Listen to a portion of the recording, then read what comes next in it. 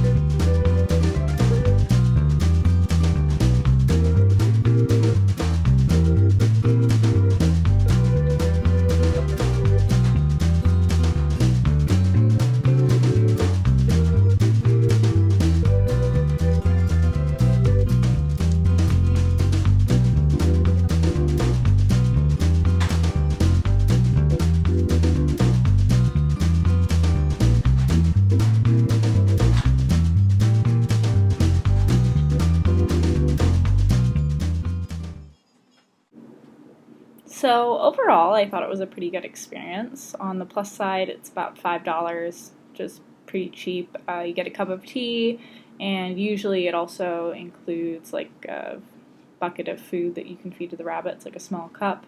However, sometimes they charge a small fee extra for being able to feed the rabbits, like 200 yen, so about $2 USD. However, on the downside, it did feel a little unclean. Of course, I mean, they are rabbits, so, I mean, they'll walk around, they'll poop, which, you know, if that's not something you're comfortable with, I wouldn't recommend going. And also, I probably won't be going back to a rabbit cafe again, although it was a lot of fun. I felt a little bad.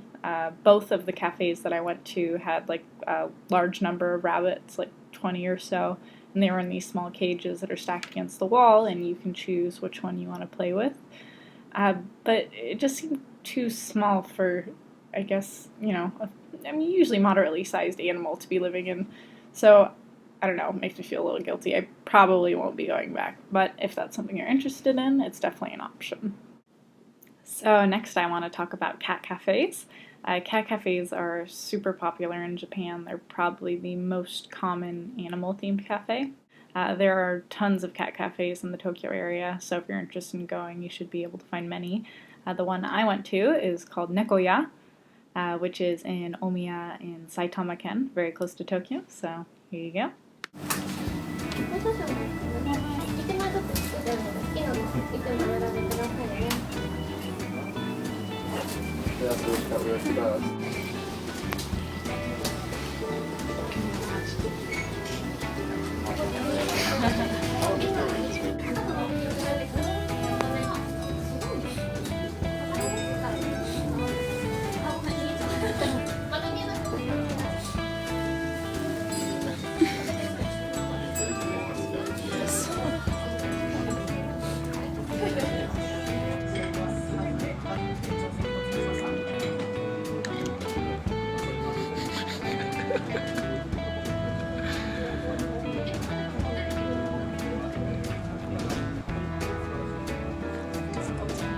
No, he's eating just fine with me.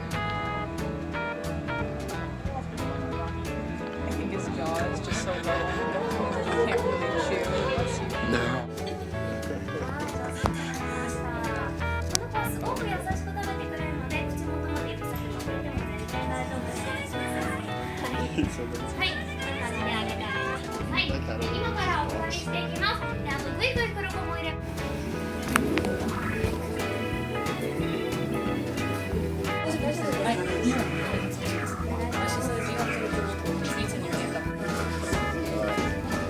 Side here. Oh, I see. It's low battery, so I love this guy. This guy's cute. So it's fun.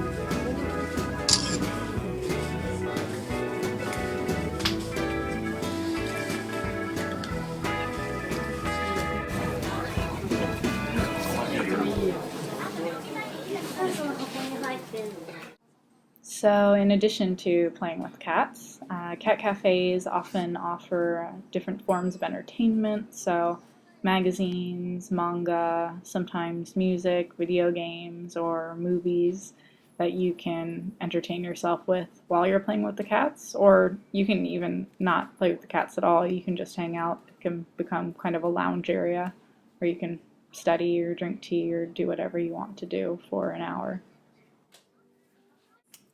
Nekoya also has stamp cards with pictures of their various cats on it, which I think is pretty cute, and merchandise.